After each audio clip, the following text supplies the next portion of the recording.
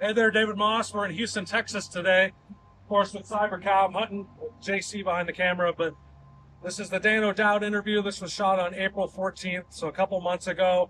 I reached out to them on my own on X. Wanted to meet Dan, wanted to hear his story. He was honestly a wonderful host.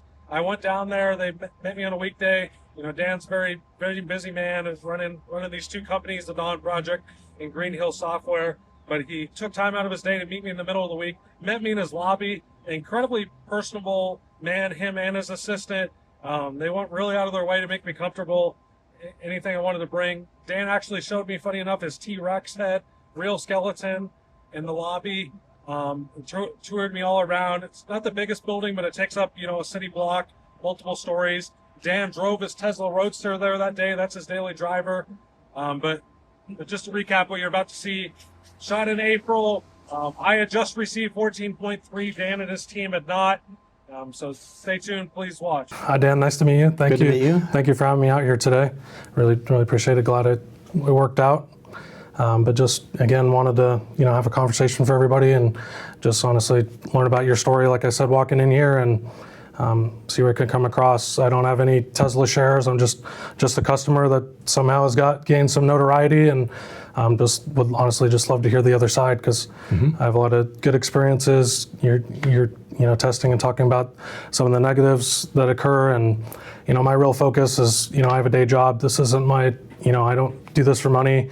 My father, he's actually visually disabled. He can't drive in these recent years, so anything I can do to just talk about autonomy and get the word out and how safety can move the world forward and hopefully accelerate that. He has a terminal condition, so anything that if he can someday get it, that's really just my goal here. So.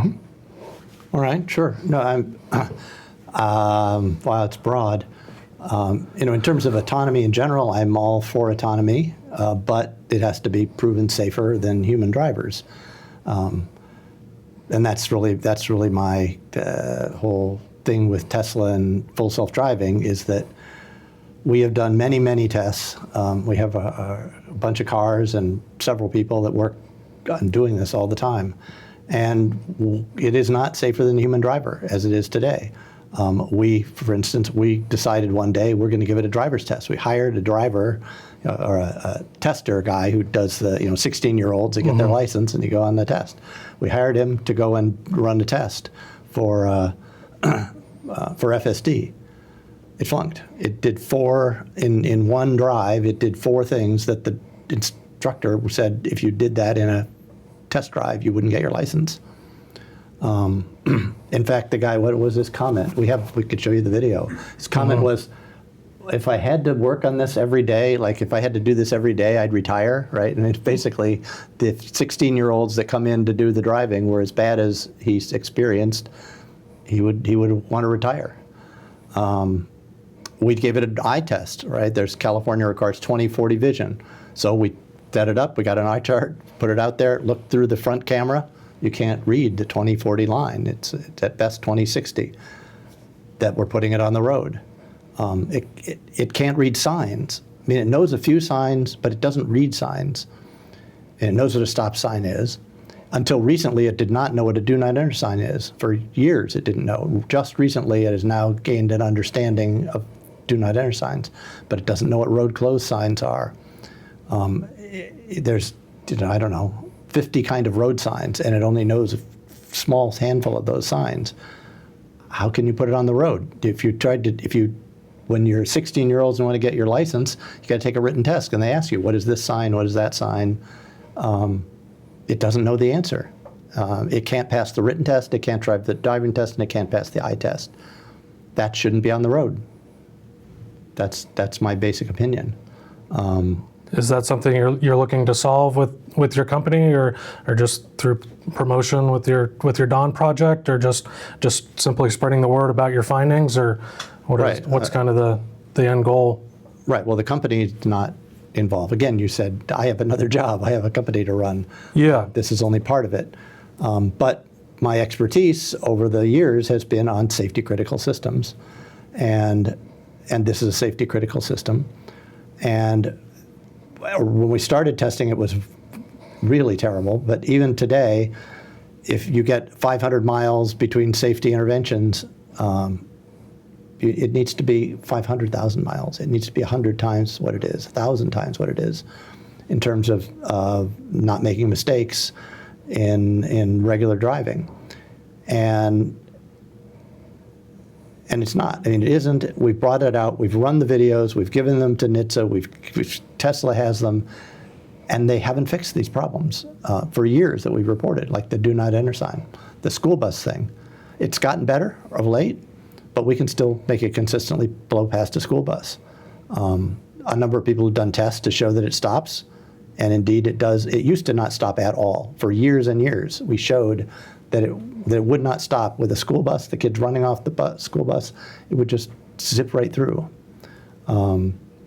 Now it does stop most of the time, but it doesn't stop all the time. I don't know what they did. They obviously put some effort into doing it, but they didn't complete the job, and it's still on the road. And I can still demonstrate that it will run past a school bus. Every new version comes out, they all say, "Oh, and the new version has it." We go through our whole checklist of problems, and they haven't been fixed. And that's my problem. The process they use is not acceptable. It's not what anybody else does.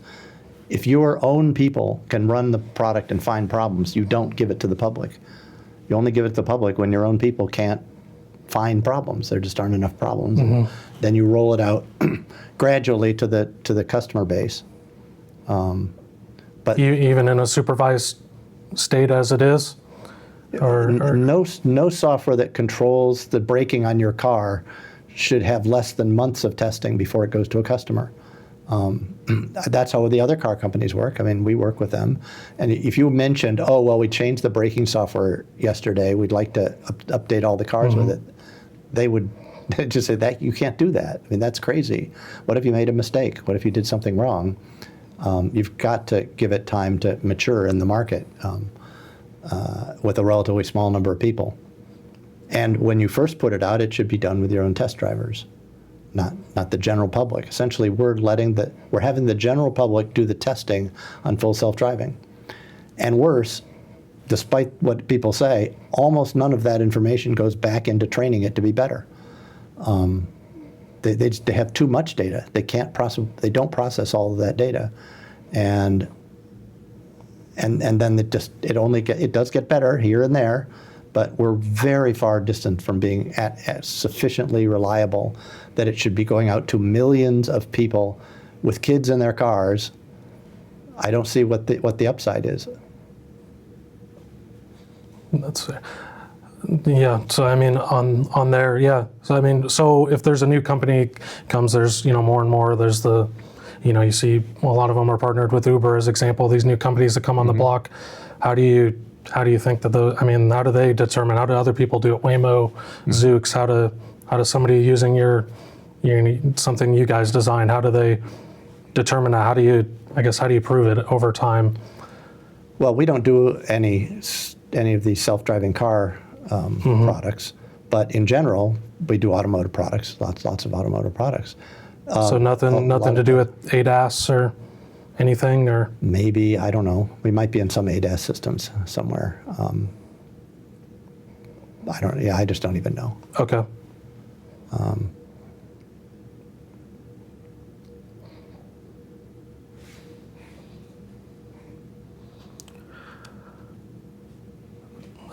So one of the things that they had me ask was, it got released recently in the Netherlands in the past week. Their national authority, the RDW, their stated line with FSD was, "This driver controlled assistance system has been extensively examined and tested for more than 1.5 years on our test track and on public roads. Safety is RDW's top priority. Using this driver's assistance system correctly makes a positive contribution to road safety." Do you have any thoughts on that? Or? I don't know. I mean, they gave no specificity, right? There's no statement of miles between safety disengagements or anything. But I mean, it's already legal here. It's already legal in lots of different places. Yeah. And NHTSA hasn't taken it off the road either in the U.S. Why do you think that is? I don't know. I've tried to get them to answer the question. I've asked them the question, and they always come up with a bureaucratic answer of, well, we're studying it. We haven't reached a conclusion. I say, well, when's the study going to be over? They say, when it's over. Any information you need in advance? No, thank you. We have everything we need. We do know that the team that was doing engineering got wiped out by Elon Musk, by Doge. Took out a goodly percentage of the people at NHTSA that had to do with engineering and testing. I think they don't have adequate facilities today to do the kind of testing that needs to be done. So do you see, I mean, do you think that was intentional, the cuts, or that's the first I've heard of that? I mean, You got that data, right? Yeah, well, it was decimated, that team. So they had a team in NHTSA that was doing AVs, and they were also looking at FSD. from all manufacturers? Exactly, David, yeah. So Doge cut that team almost entirely. And then as the wider agency as well, they made sweeping cuts, as you'd have seen in the media and stuff back then. So is that I guess part of, I guess this was before that, but running your advertisements like Super Bowl and stuff I've heard with your Dawn project, is it just for more mass awareness? Because if NHTSA isn't doing what you'd like, you're just trying to do it on your own, or Right. Well, does the project do? Sorry to interrupt you there. when we did the advertisements in the New York Times, we said it wouldn't stop at a do not enter sign. It just blew right through them. And we tested that repeatedly, put out videos on that. We told everybody about it, and no one did anything about it. 5 months later, a kid steps off the bus in North Carolina, and a self-driving Tesla runs him down, puts him in the hospital for months. Somebody asked Elon Musk about our Super Bowl commercial, which showed a mannequin kid getting run over by a Tesla. And his comment was something like, well, at least people will know we have self-driving cars. What? Did it not bother you that it ran over a kid? I mean, they knew it did. Not only did we say it could happen, it did happen. They still left it on the road. They still left it doing that. 2 years later, it now sometimes recognizes the school buses. We did a survey, a standard survey. If a self-driving car would not understand what a do not enter sign is, should it be taken off the road immediately? We've got like 85% people saying yes. We would not want something on the road that could not understand those signs. We asked about the school bus. It would run past a school bus. They said 90% of the people said if it goes past a school bus without stopping, it should be taken off the road. People just don't know. They don't know about it. They don't understand it. They don't believe it. In fact, it's partially about, they just can't believe that one of the biggest companies in the world would have a product that had serious problems that have been demonstrated publicly and would not pull it off the road, would not make it an absolute priority to fix those problems, as opposed to waiting years to get around to doing it, and in some cases still not doing it at all. So what do you, I guess, what would it take for you to finally accept? Is it 10 times a regular human, or 10,000 miles, or you said 5,000? I guess for any company, it doesn't have to be Tesla. We're talking all about Tesla, but any newcomer, say there's a new automotive startup, what would they need to show for public acceptance? I guess what is kind of the traditional accepted sort of value in between interventions, or like something at basic level, not at production level, but at beta level sort of thing. I'm thinking around 10,000 miles is probably right. There are several people with successful self-driving cars: Waymo, Zoox, Baidu in China, Pony AI in China. There's a couple more, I just don't remember their names right now, but there's several people. They are all above that level. They're all above the, safety critical, above 10,000 miles. But Waymo is doing, they've gone over 100 million miles? 100 million miles without a fatality or a serious injury. That's where you want to get to. That's commercial, and that's what they're doing, right? They reached that level, and now they're expanding. and across the country. They're now in 10 cities, or maybe it's 11 now. I think they just added Nashville. So they're expanding, but they're doing without fatalities. There's 59 fatalities with Tesla self-driving software, 3,000 crashes or something like that. Waymo is way beyond that in terms of reliability. And even then, they're still being cautious. They didn't ship it to millions and millions of customers. There's a few thousand of them on the road today.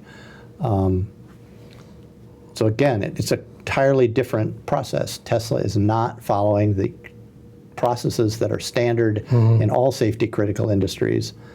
They're applying Silicon Valley technology. Move fast and break things. Make something till it gets to the point where it kind of works pretty well, and then send it out to people, and then they'll send us bug reports and we'll fix them. That's kind of how Silicon Valley does its thing. And there, it's not a big problem, because when it fails, maybe you have to reboot your device or you lose some data or something annoying like that. But this is a safety critical system. The rules need to be different. And Tesla is winning by ignoring those rules. Everybody else is playing by rules that require a longer generation time, a longer period of testing and things like that. And so people say they go much slower. Well, they are growing slower because they are being more careful. And Tesla is pushing things out really fast. And to the point that frequently we get new releases and they're worse than the last release. That shouldn't be happening. I think we just tested 14.3, right? I mean, it's actually gone down since 14.1, the safety critical interventions. And it's supposed to be going up, right? Always going up, because you've accomplished a certain amount, it works. Then you add something to it. You add some new capability or some new, recognizing some new thing. You train it on new data that you hadn't trained it before, to get it up to the next level. Have you or anybody on your team have gone down to Austin to try out one of their unsupervised vehicles, or any thoughts about they seem like they've had a slow, cautious rollout of there. I think they're only up to 11 vehicles in 9-10 months. Right, but they also have quite a few accidents. I don't know the figure on that, or... Well, the first 3 months, it was like one for how many miles? Well, so now we know the rate is about 4 times more than the human driver average, David. So if you look at the stats on Tesla's vehicle safety report, and then you look at the data from NHTSA, because they publish basically a summary of all the robotaxi incidents, and Fortune did some reporting as well, which we verified too. But it's around 4 times higher, the crash rate for the robotaxi versus just you driving manually and say, an ICE car. But like Dan says, is a crash hitting another vehicle, or what else? So the thing is, Tesla redacts most of the information, which is kind of annoying because you kind of can't really tell what exactly happened. But the crashes involve things like running into other vehicles, or I think there was one where it also ran over a dog, and things like that.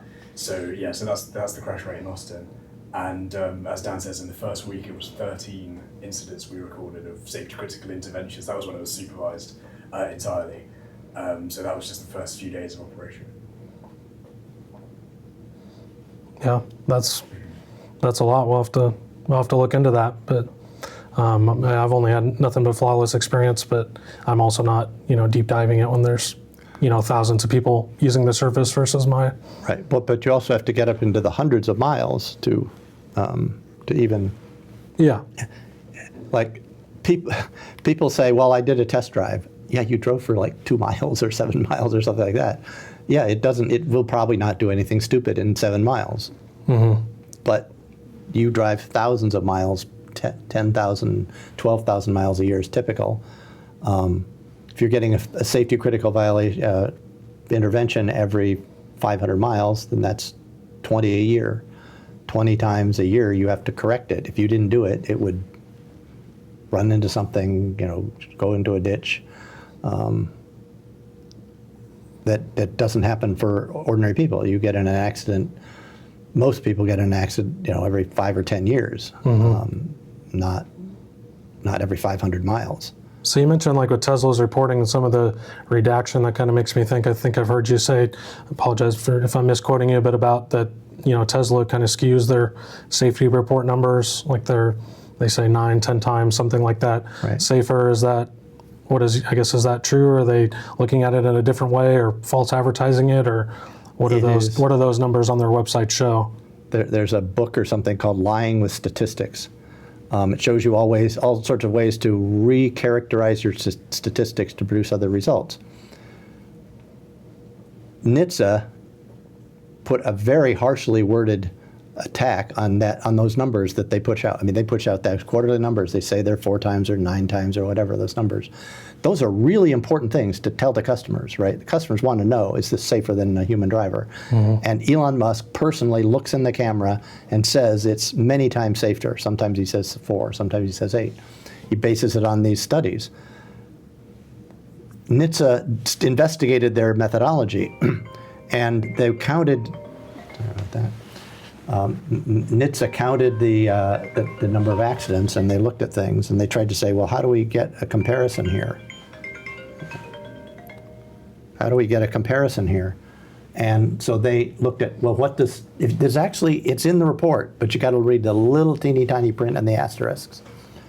They calculated the average number of miles between accidents of the average US driver by taking the total number of miles driven and the database from the Department of Transportation that says how many accidents there were. But those accidents are accidents that were police reported. That's how do you find out about an accident? Well, how does the government know? Well, if you file basically a government report, and they keep those and they study them. So, but when Tesla counts an accident, they say it means the airbag deployed.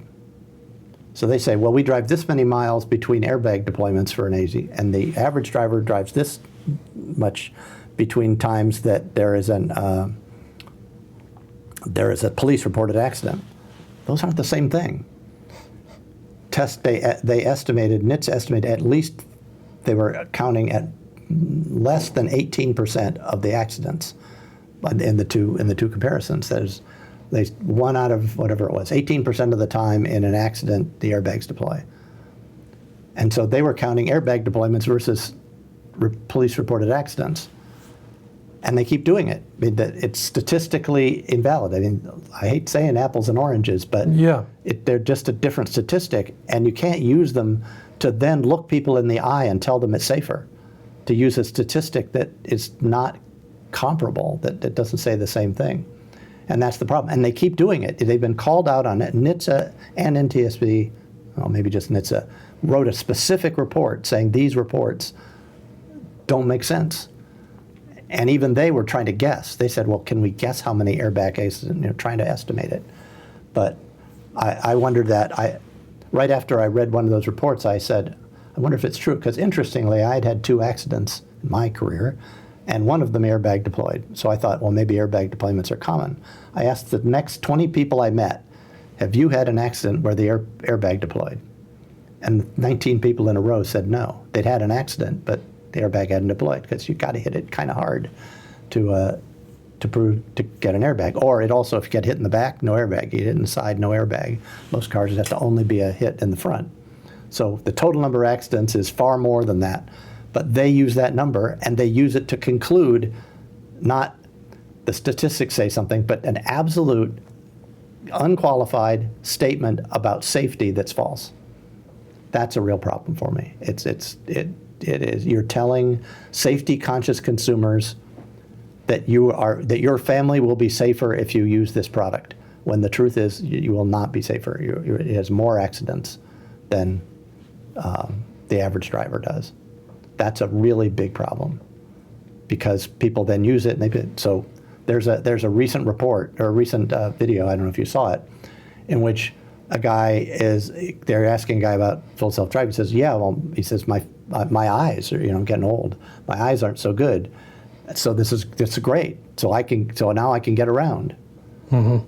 That's the absolute opposite of Tesla's legal positioning in cases. You need to have somebody, it says right in the manual, you need to have somebody who's alert and capable of intervening at a moment's notice. Ready to take over, yeah. If this guy has a vision impairment so serious that he can't drive himself, why you can't put him in the car with full self-driving. I mean, he cannot take over the car and control it. And yet, there are people like are promoting this idea, including Tesla's promoting this idea that, or there was one where somebody they had a hospital, or they had some kind of illness or whatever, and they needed to get to the hospital, so they took their self-driving car. Well, but what if it had a problem, and it couldn't get you to the airport? Right? That's what you call an ambulance, or you call Uber, or something that's more reliable. It's not good to depend upon the vehicle that goes 500 miles between accidents, because if everybody used that to get to the hospital, a lot of people wouldn't get to the hospital at all. And Tesla positively commenting upon such articles, which they often do, and that's not Musk, that's the Tesla account itself, is saying, yes, this will save your life or something. I can't abide by that. It's just not acceptable to be telling people who are trying to keep their family safe that it's more safe than a human driver when it's not.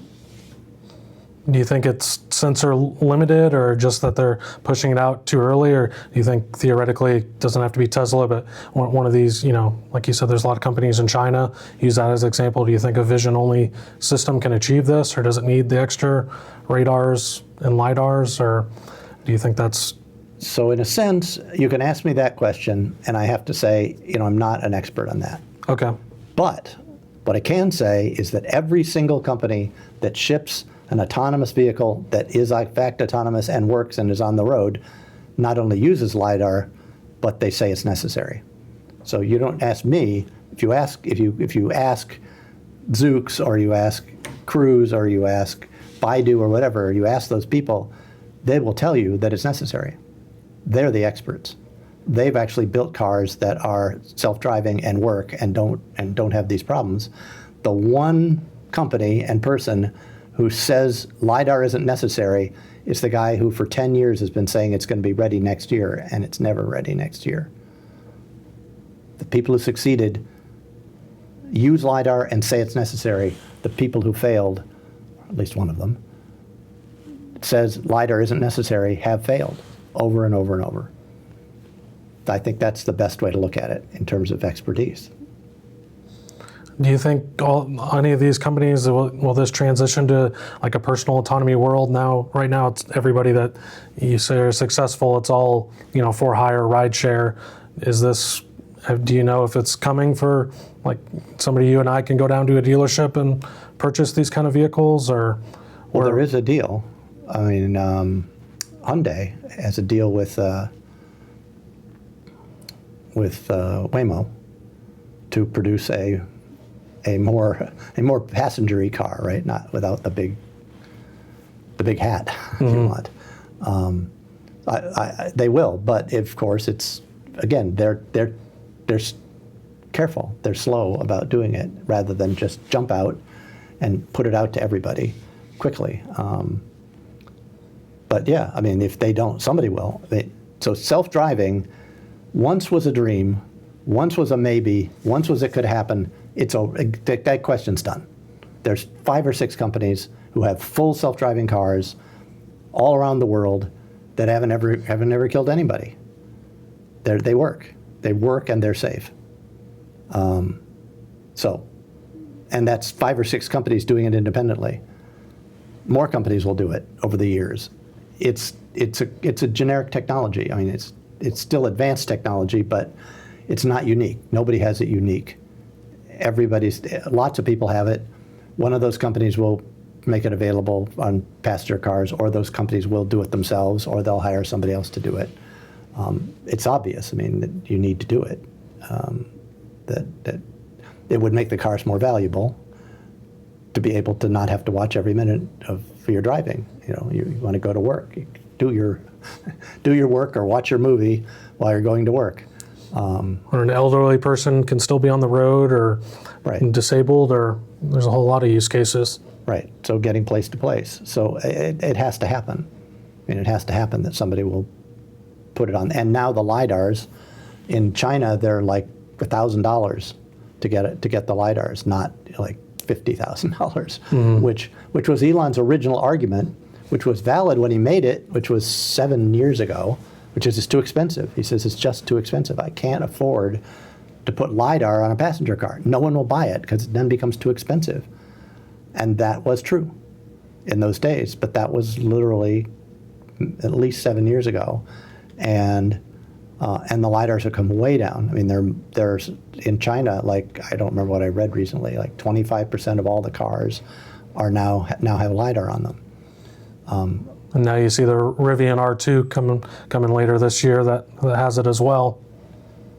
So LiDAR is now a commodity. It used to be a high-tech thing, and now it's something you can buy from a commercial company in quantities of millions.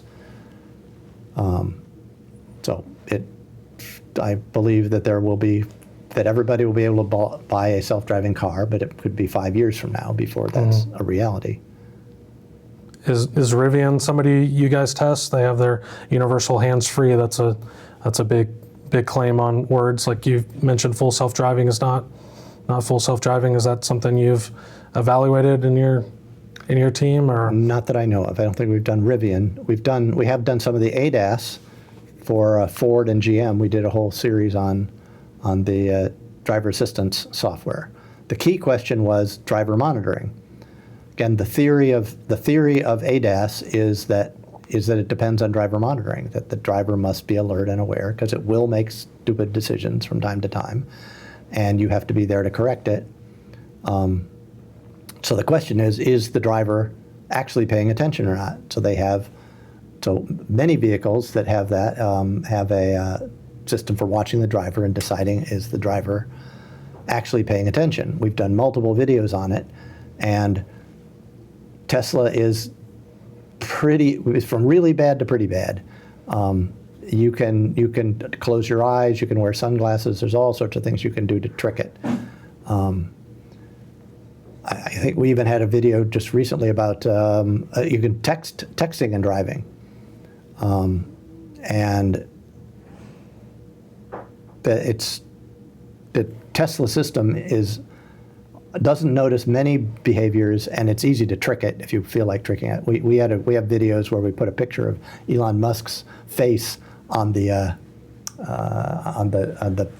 driver's seat, and that's all it took to see it, to see a person's face, pasted to the seat, and it would say, "Oh, there's somebody there." So how does somebody like Ford or GM, what do they use to make sure that it's the correct guess, or that they know that? How do they know they're drowsy? How do they know they're not capable? What kind of technology do they use? So we have tested it. One, they're extremely difficult to beat. The GM and Ford systems are both extremely difficult to defeat. We did multiple videos of different versions of the software, the first time this came up was sunglasses. I was like thinking about it, saying, wait, how does it? What if I have mirror sunglasses, right, or just regular sunglasses? But how is it supposed to see your eyes? Your eyes could be closed behind your mirrored sunglasses. How is it supposed to know? Apparently, Ford and GM have an infrared light on the steering wheel that's illuminating your face in infrared, so you can't see it, but it can see through glasses. It can see through sunglasses. Whereas the Tesla system I think it's just dependent on ambient. There isn't even a light, right? It's just dependent on ambient light. So it's not like somebody built a system. So somebody at Ford and GM thought about this and said, well, okay, what about people closing their eyes? They look like they're still driving, but their eyes are closed. And there's a solution. There's a way to do it. Tesla got dinged on the driver monitoring system by NHTSA. They said you have to improve it. They made a new release. We retested it, and maybe it's a bit better, but it's still nowhere near as good as the Ford and GM systems that are very strict, that your face has to be forward, it has to be able to see your eyes. And it still doesn't have infrared? Or Tesla, I don't believe Tesla has an infrared light. to illuminate your face. Well, I think that's about all my questions. I know we're a little bit past the time you gave me, so I do really appreciate you teaching me these things and All right. taking the time out of your busy schedule.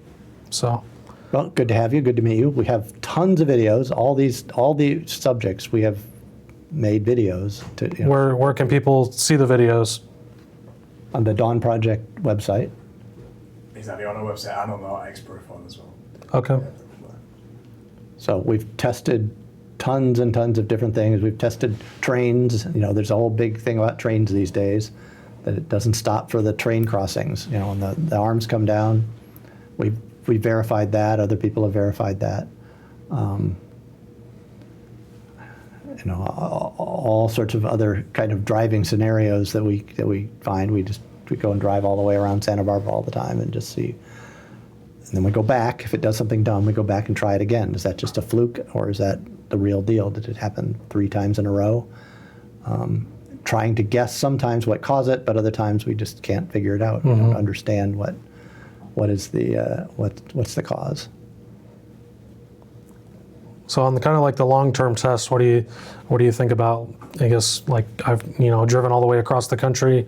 Do you see that being more and more like the way people use this kind of thing as a plain substitute? I know it's like what I'm doing as a supervised state, but do you see that more and more? I've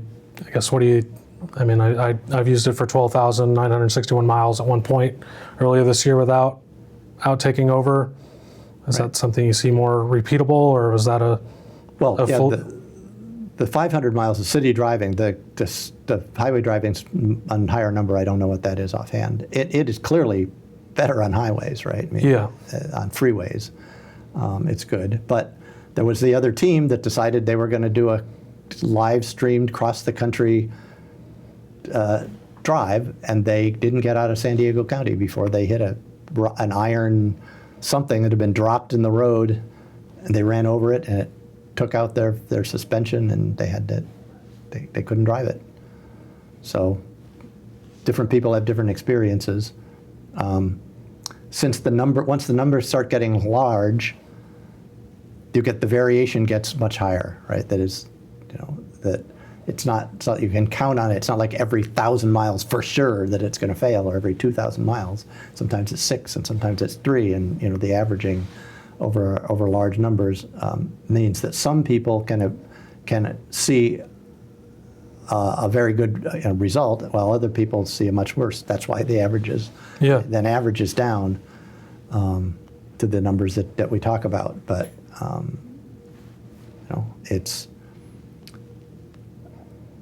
it continues to be a problem.